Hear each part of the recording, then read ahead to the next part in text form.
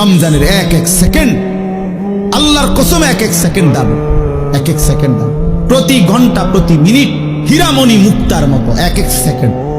আমার শায়েখ আল্লামা মুফতি মুশতাকুন নবী সাহেব এতেকাফে আমরা একসাথে ছিলাম হুজুরের সাথে। আলহামদুলিল্লাহ এইবারও আজকে সেই 2013 সাল থেকে আমি হুজুরের সাথে এতেকাফ করি।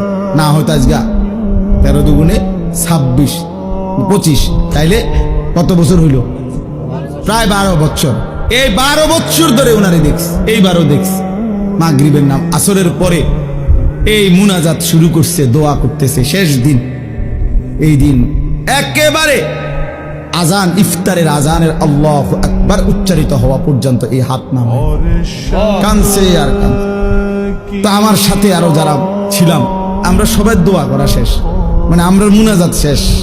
আমরা কথাবার্তা যা কইছি মনে কইরা যে দূর পারছি বলিয়াও আরো 20 মিনিট হয়ে গেছে ইফতার। আমার আর কথা নাই, করতে আনতাম।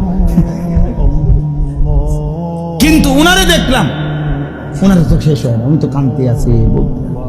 তখন আমি বুঝছি, আমি বললাম তখন মূল বিষয় হলো শায়েখতে বলছে, হুজুরে এই কথাটা বলছে যে রমজানের এক এক সেকেন্ড হীরামণি মুক্তার মতো, যার কারণে ইফতারের পূর্ব মুহূর্ত পর্যন্ত শেষ সেকেন্ডটাও তো রমজানের অংশ।